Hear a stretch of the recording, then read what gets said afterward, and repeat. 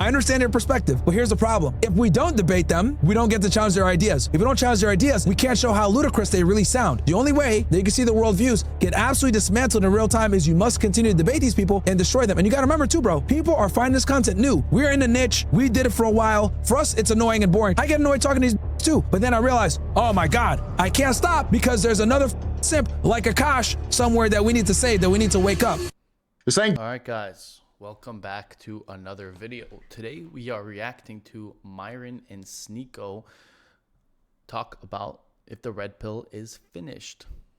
So these two, they're kind of the face of red pill in a sense. I mean, Myron 100%, like the Andrew Tates, Sneako, just the people who were, you know, in the red pill movement when it kind of blew up. So I think this should be pretty interesting, and then obviously I'll give my thoughts on the subject. So let's jump right into it. The debate red pill is dead. We should talk about that. I don't think the red pill obviously isn't dead. The perfect example is Akaash and his wife. No, I mean, I don't have anything against Akaash. I know you have his thing. No disrespect to him. That's stupid. Thank you. Come again. That is the worst situation I've seen when it comes to like Thank you. Come again. Maybe ever. That's a very, and the more content comes out, what I was saying, bro, I'm not ending like, yo, Alba and Preacher are next, bro. Like, I'm not like the 2025 into 2026. I'm cooking all my ops, bro. All these are getting cooked. But sorry, go ahead, continue. Yeah. I'm saying that a lot of the red pill has got, like, people know the talking points now, and a lot of the creators have been exposed for not being truthful or going back on their word or taking deals that they shouldn't take, and it's been filled or cloud chasing, and it is. I think maybe you can admit, or maybe you have observed, that it's been infiltrated by a lot of frauds. Yeah, so let me address that. So when you made that video, right? Let me be very clear about this. I didn't take offense to that whatsoever. I understood what you meant. I know you didn't. I understood what you meant. I know exactly who you were talking about, stuff like that. I was like, cool, because me and you have spoken about this many times off camera. My definition of the red pill, the way I use it the way I define it is simply the truth. Whether it's the red pill on women, red pill on you know, Asians, you know, white people. Too. Don't whites. You always that list for you, Myron. Bro, it's always they get cooked all day, bro. It doesn't do it. Hey, you marshmallow.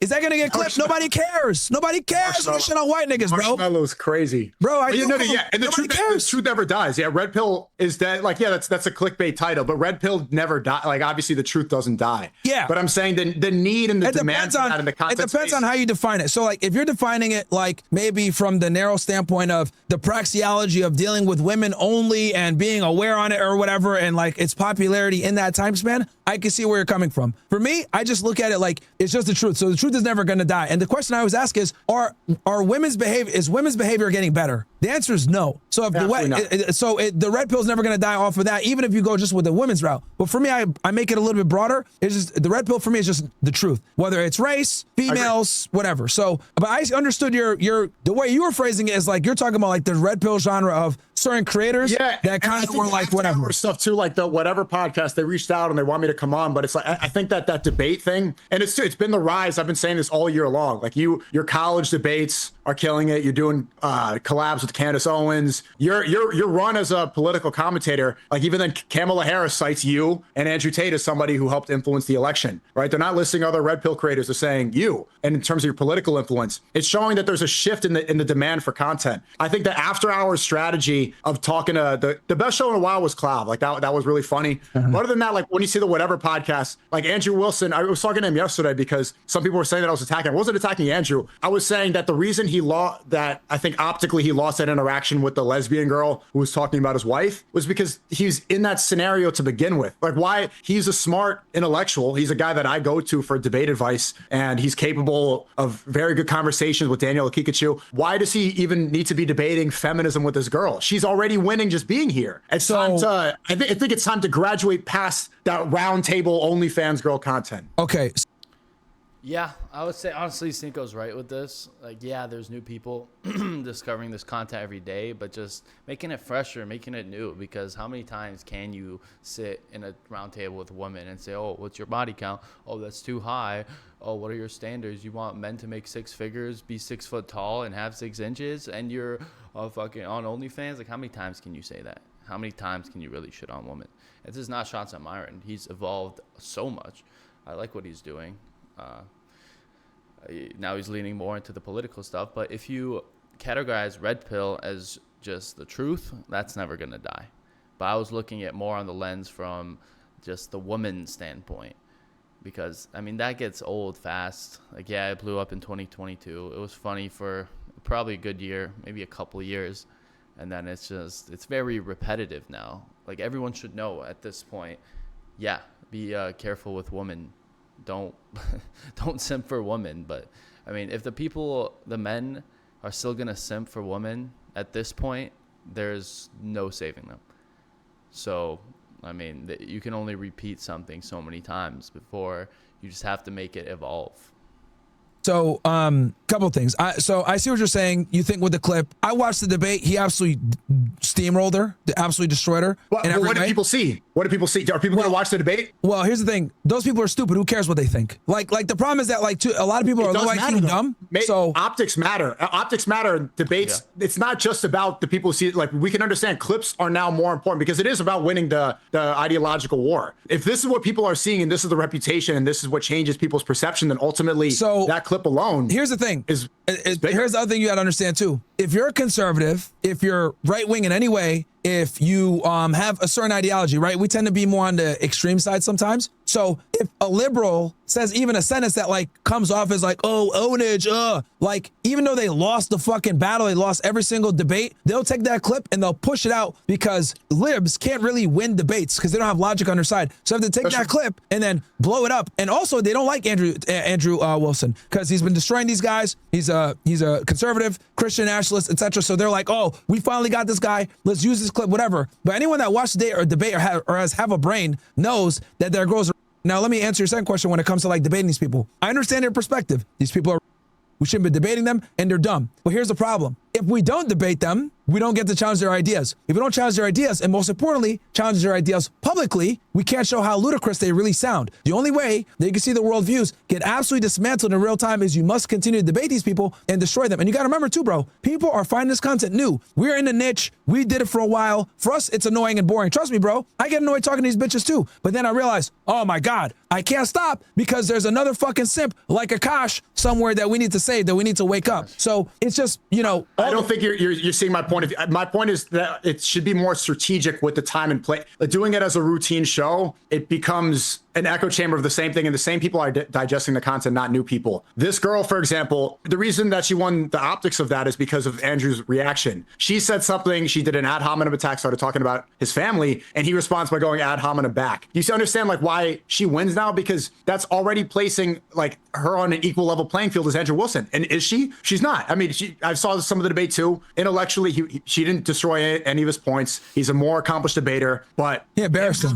That's why she was so mad I said that. It's because he destroyed her. That was the end of the debate at that point. But you need, do you not understand that the optics war and what gets clipped the most? That is ultimately more important. Of course, but here's the thing. Like, those people that see that clip that say, oh, she won, those people are stupid. Like, they're dumb, and who gives a fuck what they think? Like, the reality is, like, anyone that has half a brain that understands debates or whatever, they're probably gonna want to watch. They'll be like, oh, this is an interesting clip. Let me watch this debate. And then I'm like, oh, damn, she really got smoked. And here's the thing. People want to watch those debates anymore. Well, I don't think there's not the same demand for them. For low IQ people, of course. But the thing is that there are going to be higher IQ people that are going to want to watch the full debate. Of course, we live in a TikTok brain era where things are dumb. People want to watch. I don't think these debates have happened so many times about feminism, about bro, man's in charge. You've been a creator for a long time. Wasting their time watching this. You got to remember, you've been a creator for a long time. So for you, it's like it gets old. You're in the game. For the normie, they're always finding new shit. They're going through TikTok. They're going on Instagram. And also the other thing too, you got to remember, when you can make the same content, whatever, you're always going to reach new people. People are always going to clip it. You always can get a viral moment out of after a multi-hour debate. I understand what you're saying. It gets redundant. It gets annoying because women are stupid. I agree. However, 99% of men don't have the knowledge that we have, bro. They don't have it. So these niggas are dumb. You have to give them the same knowledge over and over, and they got to see you destroy feminists like 20 times for them to wake up. And even after that, another 20 times. The more effective use of your time in the red pill has been the college debates this year. That's apparent, and that's very obvious. Has been your solo streams, has been the debate, the Uncensored America, the speeches you do on campuses. My point is that roundtable positioning yourself as an equal with feminists who are just trying to build their own platforms and start their streams. That is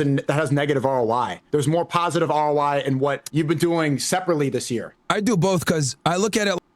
Yeah, again, I think Sneako's correct. The content does have to evolve, but at the same time, yeah, there's going to be a lot of new audiences, like something that even when I say something, it might not click for people the first time, but then they rewatch it or they find a new clip in a different moment of their life, and then, oh, it actually makes sense now. So I do see where Myron's coming from 100%. But yeah, maybe again, I've been doing social media for most of this year now, and I could see how it gets repetitive. But I mean, if you go on any of these platforms, there will be like a meta or things that stay for a decent amount. But I do think it's time to evolve off of that. And I love the street debate style. I love the college campus type stuff. I think that's definitely the next move, and that's something that I want to move into as well. Like, the people still need to see with modern women the way they think, because the thing is like regular girls and girls in college or whatever, guys need to see from like a different position, women from different positions, how they all are very similar. Because it's one thing for me to be on a college campus, another thing for me to talk to a stripper or OnlyFans girl. And what I'm trying to establish is these bitches are all the same regardless of education level, and they're all. So like, but for people to see me in different locations and kind of come to the same conclusion over and over again, it really draws in the message. And then also it keeps me sharper. And the reality is like, I'm also going to hit like a lot of different people from different things. Some people are going to want the couch stuff. Fine. Some people are going to want the after hour stuff. That's fine. But that's kind of what it is, man. Like, guys need this information. So what was do you disagree with any of my points that I made in that video? No, I mean, I know who you were directing at. I know like the era of time that you were talking about. I understood, because here's the thing. I know you personally, so I knew exactly who you were talking about and what you were talking about. So I get it, because me and you have talked about this a million times. So I totally understand. I didn't take offense. People are saying that that I left the right, like you're betraying now to get your YouTube back. Do you remember that I said the same thing 2 years ago when I debated Rolo? Remember, he called me a douche nozzle and he got really upset about the vasectomy thing. You fucking do. How's he been, by the way? I haven't heard from him in a while. He's good, man. He's good, man. He's good. He's hitting the gym. He's swallow now. He's good, bro. Like yeah. I saw him I saw him a couple weeks ago. Tweet about me once in a while. Oh, okay. But yeah, like back then when I saw that the vasectomy cope, I'm like, yeah, this is not something that's worth following. But there's a lot of truth in there. But for people to subscribe completely to a person and think that they're they can control what the truth is and what isn't the truth because they wrote a book, I thought was ridiculous. And that was 2 years ago. Oh, also, how did that debate go with Club? I saw you go back and forth between the red pill and the black pill. See, that's a problem with the red pill. And if you go too deep into it, then eventually you're gonna be someone like Rolo and get a vasectomy, so you could just sleep around with a bunch of promiscuous women. That's a bad path to go down. That's why the red pill can be dangerous, to be honest. I think the biggest red pill is literally just having experience with women, to be honest. Just go talk with women. You'll learn them. It's not that hard. It's not rocket science. Female nature is not rocket science. It's very simple. If you're authentic and genuine to yourself, and you're not a simp, and you know your value, and you actually have a mission, purpose in life, then women will just naturally come to you, and women will naturally follow you. And you don't have to put in this day game and all this bullshit. But if you're a simp and you don't have anything going for you, and you put women above everything else, then yeah, definitely. It was good. I like, you know, I think we found a lot of middle ground. You know, here's the thing. A lot of people think that like, I don't believe in looks maxing. I absolutely do. I told them like, dude, I got a hair transplant. I got my teeth straightened. I whiten my teeth. I go to the gym. Like, looks maxing is extremely important. You know, I do a skincare routine and shit. So yeah. You put in makeup, like Cloud puts on makeup. No, I don't have any makeup, unfortunately. Okay. What about bone smashing? You bone smash? No bone smashing. No, that's why I got a big nose still. So. Oh, okay. You got to punch that baby in. Yeah. Yeah, that's where I kind of draw it. But like, I draw the line there. But no, I'm a big fan of looks maxing, because I told him, bro, I come from a different era. I came from the Z's era. So like, yeah, man, we've been looks maxing since whatever. So when I said that, he was like, oh, okay, I get it now. So I think a lot of it, dude, as usual, people always mischaracterize my positions, or they don't know my positions because they'll see a clip here, they'll see a clip there, but then when I actually talk to them, I'm like able to explain like, hey, this is my thought process, but this is why I have my thought process. So, oh shit, okay, that makes sense. So okay, so what did you guys really disagree on? Because I think the major point of contention we had is he thinks that looks is the most important suit or character trait somebody could have in order to attract a woman. And I disagree. I think it's charisma for men. I think charisma trumps. I said status. I said status. Is what I said. I think in today's day and age it's status, because what I said is like okay, the way I explained it to him, I was like, look, if you have only one of the three, right? Let's pretend we're fucking Link, right? The Triforce, right? Looks, money, status, right? If you have all three parts of the Triforce, you're fucking invincible, right? The Holy Trinity. You got the Holy Trinity. But let's say you only got looks. What ends up happening when you only have looks is you can get quick lays here and there. Women find you attractive, but it's very difficult to retain women and get respect because you don't have your status on point, you don't have your money on point, whatever it may be, right? Let's say you only have money, but you don't got looks or status. Women just use you, right? You see this in Miami all the time, right? How many times do we see fucking suckers, or you're in New York City, how many girls do you see just using motherfuckers for money, right? And they get like limited sexual access or nothing. So if you don't have it all, like you're going to get used on the assets that you have. So I say, look, if you only have to have one feature to get as many bitches as possible, I think it's status, but that's not going to save you from the bullshit. So I think status is the one thing that can override, because I've seen, how many ugly guys do we see that have status, that have clout, they get bitches. They might get used, don't get it twisted, but status breaks a lot of walls. I know, man. Like these girls are trifling. These girls, they definitely use guys without 100%. I've seen it time and time again. So what? So yeah, I would say the most important thing is just passion, intensity. If a woman sees that you're striving for something greater than yourself, that you have a mission and you put her below your mission, and you have just something that you wake up to do every day and you love it, and that's what you're working on, that's what you're obsessed with, I'd say that's the most important thing. Because he's right. There's some fat, ugly motherfuckers with pretty good looking girlfriends, and I don't know if they have exactly the best relationships, because 100% looks are important. If like a good looking woman, she still wants kids intrinsically that will be strong and healthy and good looking. Good looks means healthy, because your face is just a reflection of yourself physically, spiritually, mentally. So, but what's more important, looks, status, or charisma? I would say charisma is probably second, then probably status, definitely what place you are in the world. And then I would say looks are important. I mean, looks, you could go sleep with a bunch of women, but that doesn't mean you'll keep them. Not at all. Well, I don't understand what you disagree with Clav on. There's not much. I think we agreed on most things. I think we disagreed a little bit on like women's access to things. I think we had like a minor disagreement on that, if I'm not mistaken. Like, because I was saying like you want to wife up a girl that's like between a 5 to a 7. He was saying no, you want a girl that's higher, because his argument was girls that are 5, 6, and 7s have the same access as girls that are 8s or whatever. And I was like, not really, because girls that are 8s and 9s and 10s have they might be able to be around celebrities, but girls that are like 8s, 9s, and 10s actually date these niggas. Girls that are like 5, 6, 7s, like they might be around them, they might get fucked by them, but they're not gonna get wifed by them. But if you find one that hasn't been tossed around by these celebrities, and you find one that's like not a, like these girls tend to be the best girlfriends for long-term relationships, 5, 6, 7s. Yeah. See, this is why I kind of don't like the red pill. At the end of the day, it's like, what do you mean a 5, 6, 7 is going to be a better girlfriend? I mean, yeah, if you go in Miami, if you go to New York, you go to LA or Chicago, these big cities, then yeah, you're going to find a similar archetype of woman. But there's always outliers, and in the smaller cities, you could find very beautiful women, and they will stay with you if they're not promiscuous and you find a good one with a good family.